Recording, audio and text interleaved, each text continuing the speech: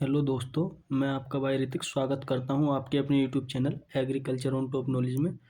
तो मेरे प्यारे साथियों, मेरे प्यारे बहन भाइयों, आज की जो हमारी क्लास होने वाली है वो हमारी एमसीक्यू पर होने वाली है। ठीक है, क्योंकि अब आपका क्या है, एग्ज़ाम क्या नज़दीक आ गया है यूपी बोर्ड का।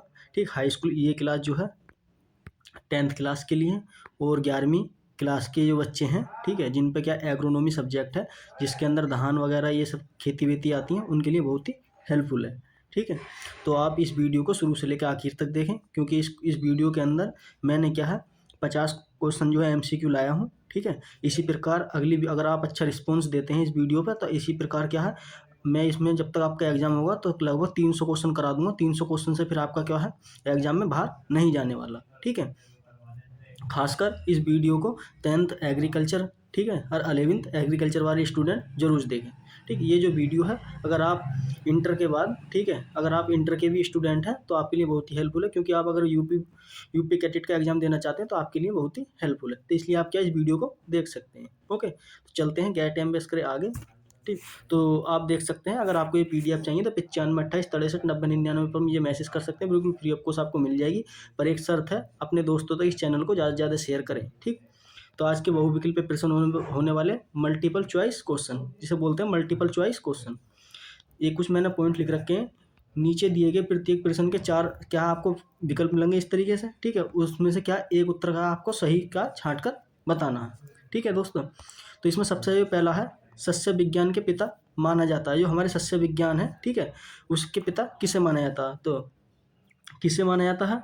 लिविंग को माना जाता है, प्रेटेंडे किर्सन को, जेबी वोसी गोल्ड को, या गिलवर्ट को। तो इसका जो आंसर हो जाएगा दोस्तों, कौन सा हो जाएगा हमारा? ब हो जाएगा। यानी कि प्रेटेंडे किर्सन जी थे, उन्हें सस्य विज्ञान का पिता क्या माना जाता है। इंग्लिश की बात करते हैं, सस्य विज्ञान को एग्रोनॉमी बोलते हैं। ठीक है, एग्रोनॉमी के फादर किसे बोला जाता है? तो प्रेटेंडी डी क्रिसन जी को बोला जाता है। इसका जो आंसर हो जाएगा ब हो जाएगा, राइट आंसर। ओके, तो दोस्तों इस वीडियो को लास्ट से लेकर शुरू तक देखना, क्योंकि इस वीडियो के अंदर 50 क्वेश्चन मैं क्या लाया हूँ आपके लिए। ठीक है, बहुत ही मेहनत से क्या पीपीटी तैयार करता हूँ, ये पीडीएफ तैयार करता हूँ। तो इसलिए आप दोस्तों इस वीडियो को स्किप ना करके लाइन वार देखें। फिर उसके बाद कह रहा है कि रिले क्रॉपिंग के लिए उपयुक्त फसल चक्र कौन सा है। यानी कि रिले क्रॉपिंग क्या होती है? यानी कि एक फसल काटने के बाद क्या दूसरी तैयार हो जाती है। यानी कि जैसे ये फसल है, ठीक है, उससे पहले मतलब ये फसल कटने से पहले क्या हम दूसरी फसल क्या बो देते हैं, तो उसे क्या कहते हैं? रिले क्रॉपिंग कहते हैं। यानी कि आपने रिले रेस सुना होगा। ठीक है, रिले रेस सुना होगा, जैसे कि ये गोल चक्कर है। ठीक है, इस गोल चक्कर से आने से पहले एक बंदा है क्या पहले ही खड़ा हो जाता है। ठीक है, दूसरा जो पीछे से, जैसे इस तरीके से पीछे से कोई बंदा गया, इसके हाथ में जो रिले आपने देखी होगी रेस, तो उसके हाथ में क्या वो कोई भी है कार्ड वगैरह दे देता है। तो इस प्रकार की क्रॉप कहलाती है, रिले क्रॉप कहलाती हैं।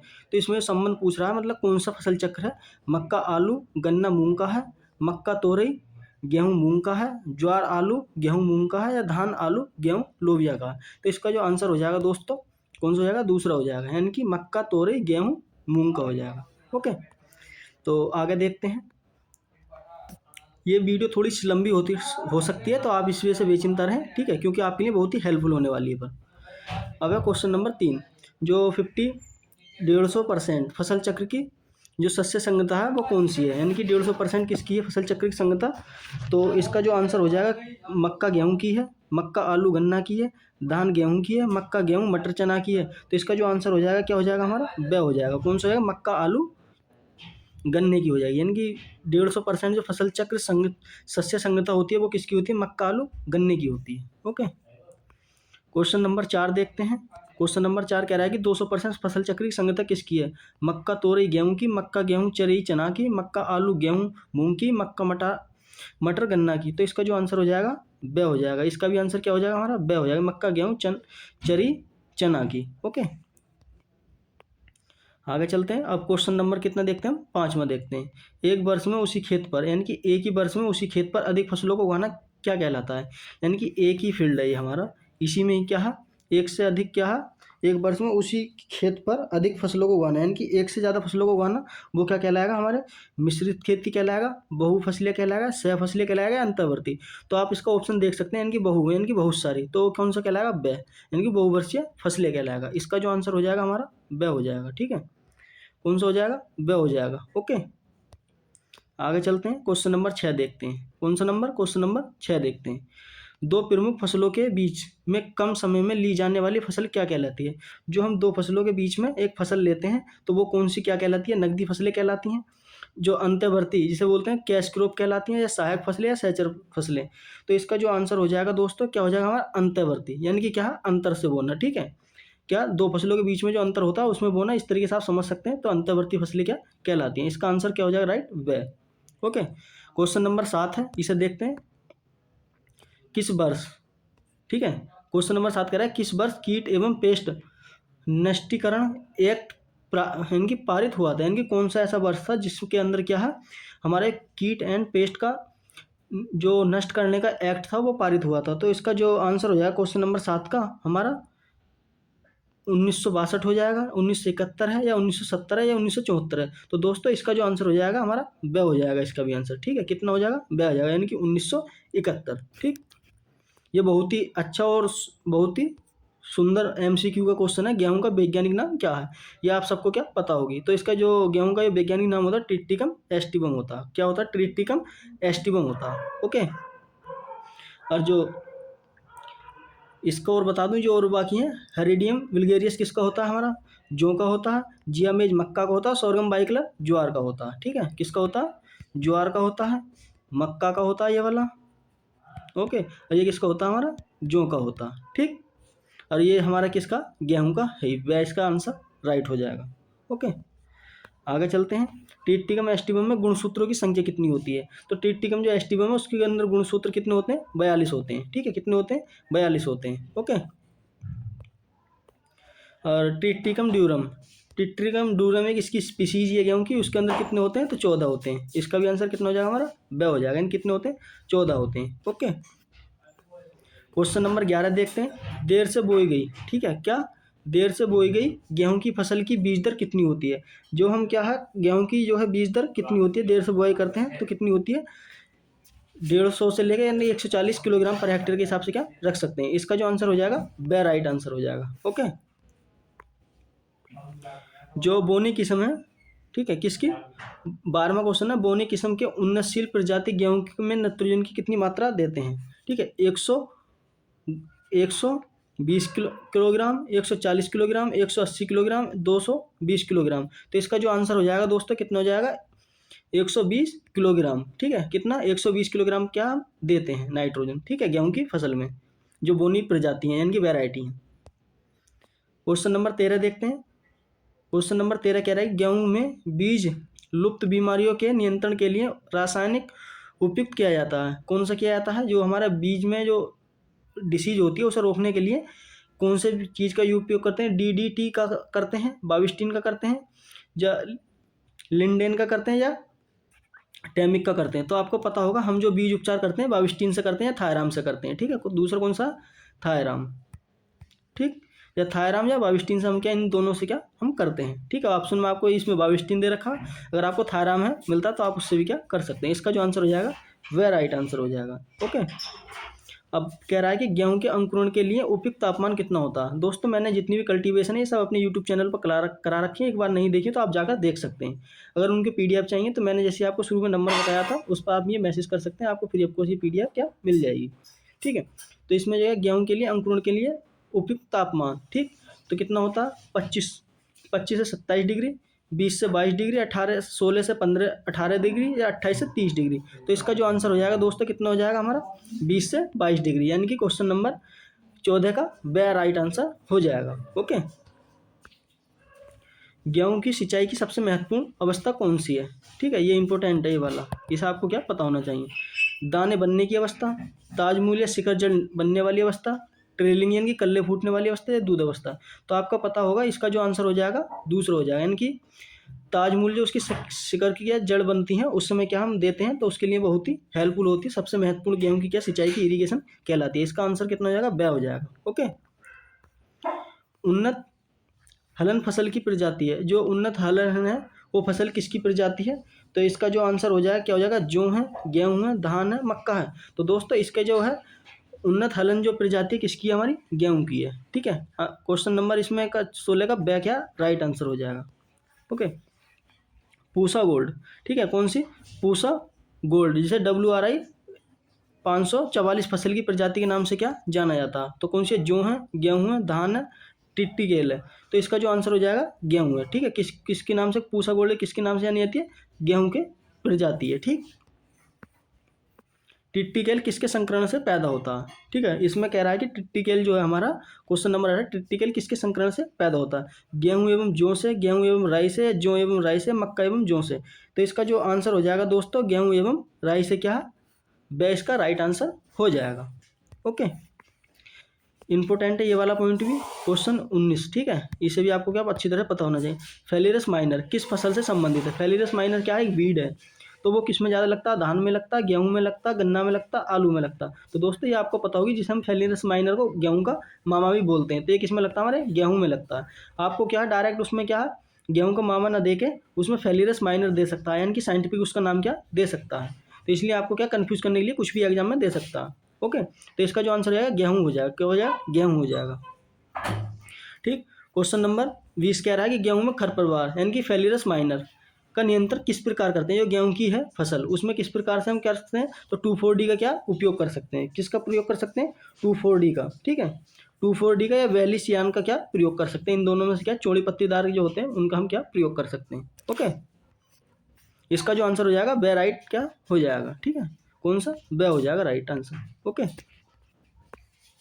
21 की बात करते हैं।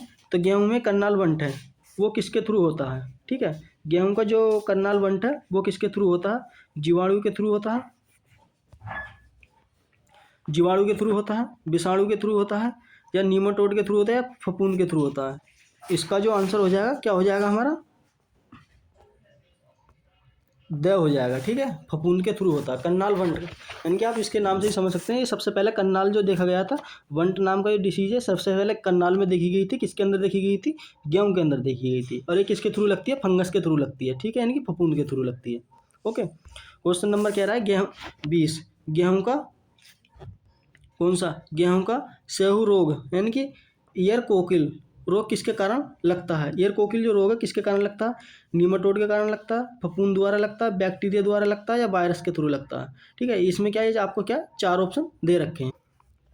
इसका जो आंसर हो जाएगा पहला हो जाएगा, यानी कि नीमाटोड के थ्रू क्या लगता है। इसका आंसर राइट हो जाएगा।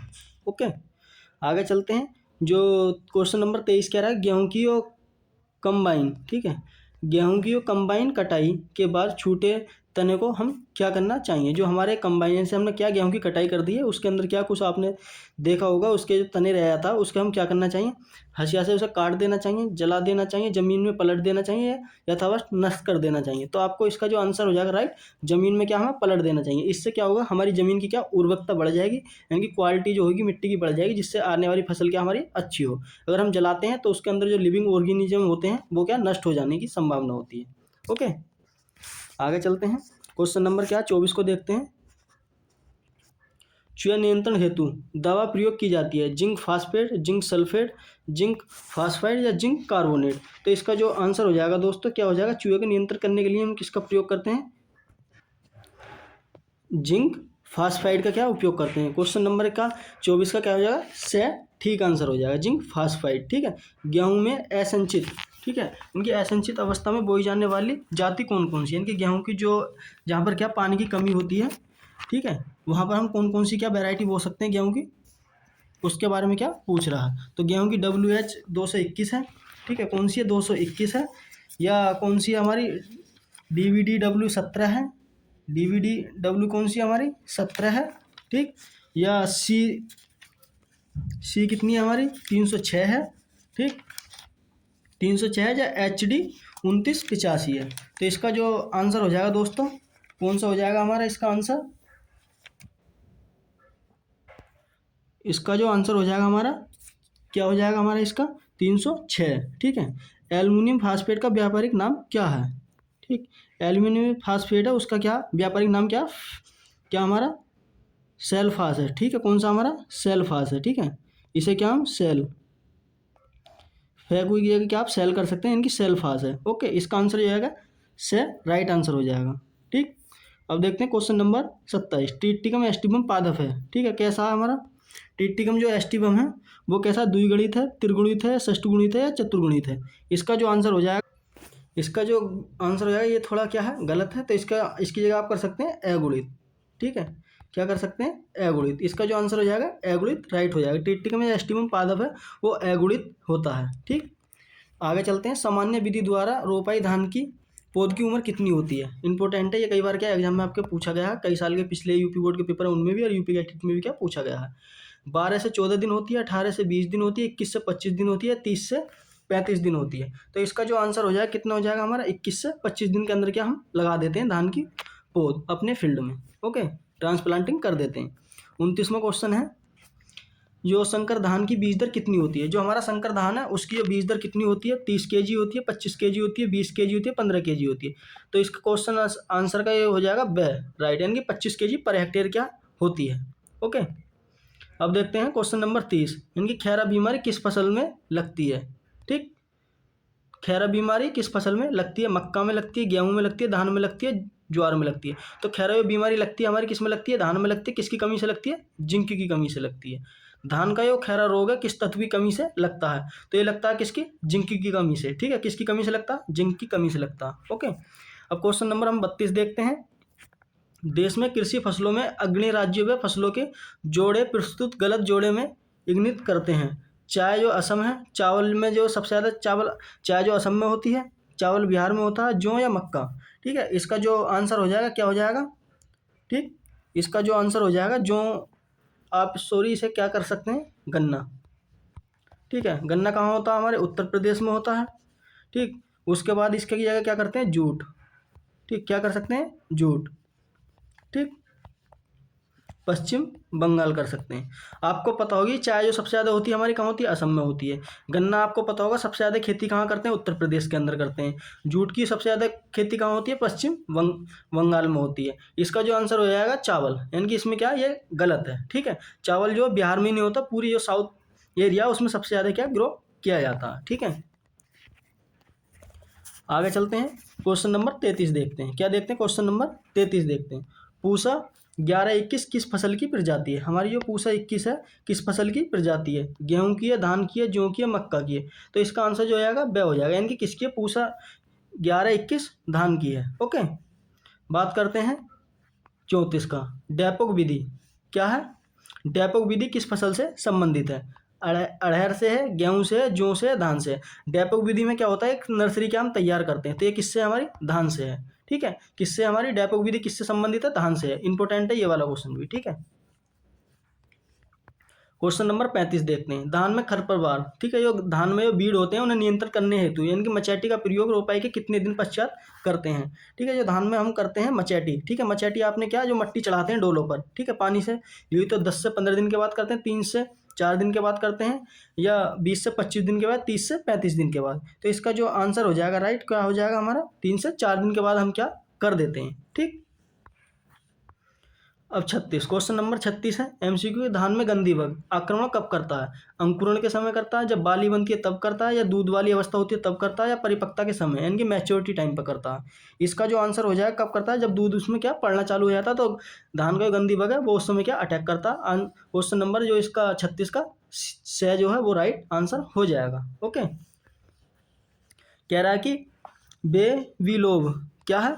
बेबीलोव के अनुसार धान का उद्भव स्थान कहाँ हुआ था? एक साइंटिस्ट थे बेबीलोव, उन्होंने बताया कि धान का जो उद्भव स्थान है वो का दक्षिण भारत को माना जाता है, भारत बर्मा को माना जाता है, चीन को माना जाता है, इंडोनेशिया को माना जाता है। तो उन्होंने बताया था किसे? भारत बर्मा को। ठीक है, धान का उत्पत्ति स्थान किसे माना था इन्होंने? भारत का बर्मा को क्या माना जाता था। ओके, स्टेम F34 खरपतवार किस फसल में उपयोग की जाती है? तो ये दोस्त है, इसका जो आंसर है गेहूं में की जाती है, जौ में की जाती है, धान में की जाती है, या मक्का में की जाती है। तो स्टेम जो F424 है ये इसकी उपयोग किए थे। क्वेश्चन नंबर 38 का जो है जो से है धान। ठीक है, इसमें क्या की जाती है? 39, धान के लिए क्या? धान के लिए बोई गई हरी खाद की फसल पटली क्या पलटी जाती है धान की रोपाई के कितने दिन पूर्व करनी चाहिए? यानी हमने क्या हरी खाद अपने खेत में क्या बो रखी है, जैसे ढैंचा वगैरह ग्रो कर लिया धान बोने से पहले, उसे कितने दिन के बाद पलटते हैं? 30 से 40 दिन के बाद, 25 से 30 दिन के बाद, या 6 से 7 दिन के बाद, 15 से 20 दिन के बाद। इसका जो आंसर हो जाएगा 6 से 7 दिन के बाद क्या हमें पलट देनी चाहिए। ओके, अब देखते हैं क्वेश्चन नंबर 40। ठीक है, इसके बाद अभी 10 क्वेश्चन और बचे हैं, इसलिए आप हमारी वीडियो पर बने रहें। अगर आप हमारे चैनल पर पहली बार विजिट कर रहे हैं साथियों, तो चैनल को सब्सक्राइब करके जाएं और कमेंट करके जाएं, लाइक करके जाएं। वीडियो को आपको कैसी लगी कमेंट जरूर करके बताएं। ठीक है, तो इसी प्रकार क्या अगली क्लास में क्या और इसके जो 50 क्वेश्चन है 300 क्वेश्चन आपको मैं करा दूंगा। ठीक है, धान में चावल की प्रतिशत मात्रा कितनी होती है? हमारे धान है उसमें चावल कितने परसेंट निकलता है? तो 66% क्या निकलता है। ओके, कितने से इसका आंसर राइट हो जाएगा। ठीक, सबसे अधिक प्रोटीन युक्त फसल है? चना है, सोयाबीन है, मक्का है, गेहूँ है। ये आपको पता होगा कौन सी है? सोयाबीन। सबसे ज़्यादा प्रोटीन पाई जाती है सोयाबीन में, पाई जाती है कितने? 42%। ठीक है, कितने पाई जाती है? 42%। चने में ज़्यादातर कितनी पाई जाती है? 21%। ठीक, गेहूँ में भी 21% पाई जाती है, मक्का में भी क्या 21% ही पाई जाती है। ओके, सोयाबीन का उत्पादन किस राज्य में सबसे अधिक होता है? सोयाबीन का जो सबसे ज़्यादा उत्पादन होता है, आपको पता होगी जितनी भी दलहनी फसलें सबसे ज़्यादा उत्पादन कहाँ होता है? हमारे मध्य प्रदेश में होता है। इसका जो आंसर राइट हो जाएगा क्या? ब हो जाएगा। ठीक है, सोयाबीन में तेल की प्रतिशत मात्रा कितनी होती है? 40% होती है, 30% होती है, 20% होती है, 10% होती है। इसका जो आंसर हो जाएगा स हो जाएगा, यानी कि 20% क्या तेल की मात्रा होती है। ओके, 44 की बात करते हैं। सोयाबीन में प्रोटीन की प्रतिशत मात्रा होती है 20 से 22% होती है, 30 से 32% होती है, 40 से 42% होती है, या 25 से 27% होती है। आपको जैसे मैंने बता दिया कि सोयाबीन में सबसे ज़्यादा प्रोटीन की मात्रा किस में होती है? सोयाबीन में होती है, कितनी होती है? 40 से 42%। ये इंपॉर्टेंट क्वेश्चन है बिल्कुल आपके एग्जाम के पर्पज से भी। ठीक है, 45 देखते हैं। किरण यानी कि पीवीसी क्या बयान में 21 किस फसल की प्रजाति है? किरण को क्या पीवीसी क्या हम बोलते हैं? ये किस फसल की है? सोयाबीन की है, राई या सरसों की है, चने की है, मूंगफली की है। तो इसका जो आंसर हो जाएगा क्या हो जाएगा हमारा? राई और सरसों की है। ठीक, राई और सरसों की क्या है? ये किस समय वैरायटी है। ओके, अगर आपने ये सब कल्टीवेशन नहीं देखी, एक बार जाकर मेरी क्लास को जरूर देखें जो मैंने अपने यूट्यूब चैनल पर करा रखी है। ठीक है, अगर आपको कोई भी डाउट हो तो आप मुझे कमेंट कर सकते हैं, आने वाली क्लास में क्या मैं आपको क्या बता सकूँ। भारतीय सरसों कौन सी भारतीय सरसों की जाति है? पूसा कल्पना है, वरुणा है, पूसा बहार है, या के है? जो भारतीय सरसों है उसकी जो कौन सी है? ब यानी कि वरुणा। ठीक है, ये कैसी है? भारतीय सरसों की प्रजाति यानी कि वैरायटी है। ओके, 47 में सरसों की फसल में माहू जिसे बोलते हैं हम चैपा नियंत्रण किसके थ्रू करते हैं? बीटा वैक्स का प्रयोग करके, मेटा स्टिक का प्रयोग करके, डाइथिन Z48 का प्रयोग करके, या नीमा गेन का प्रयोग करके। तो इसका जो आंसर हो जाएगा हमारा क्या हो जाएगा? 47 का मेटा स्टिक कोर्स का क्या प्रयोग कर सकते हैं, यानी कि ब इसका राइट आंसर हो जाएगा। Okay, question number 38। ठीक है, पीली सरसों और औसत तेल की प्रतिशत मात्रा कितनी होती है? हमारी ये पीली सरसों है उसमें तेल की प्रतिशत मात्रा कितनी पाई जाती है? कितनी पाई जाती है? 52%, 40%, 33%, 18%। तो इसका जो आंसर हो जाएगा हमारा कौन सा है? 40%। राइट आंसर क्या? ब हो जाएगा। ओके, सरसों में 49 है। ठीक है, सरसों में खरपतवार नियंत्रण हेतु पैडामिथियम का प्रयोग करते हैं। बुवाई के बाद करना चाहिए, जमाव के बाद करना चाहिए, खुरपी के पहले करना चाहिए, इनमें से कोई नहीं। ठीक है, तो इसका जो आंसर हो जाएगा कब करते हैं हम? जमाव से पहले। यानी कि हम जब भी कोई भी हर्बिसाइड लगाते हैं तो हमें क्या सबसे पहले जमाव से पहले जब हमारा सीड का जर्मिनेशन हो जाता है तब उसके बाद हम क्या यूज करते हैं।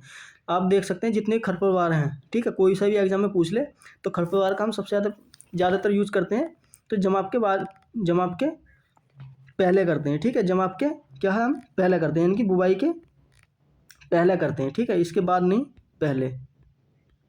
ठीक, इसका जो राइट आंसर हो जाएगा हमारा ब हो जाएगा। ओके, आज का लास्ट क्वेश्चन है 50वां।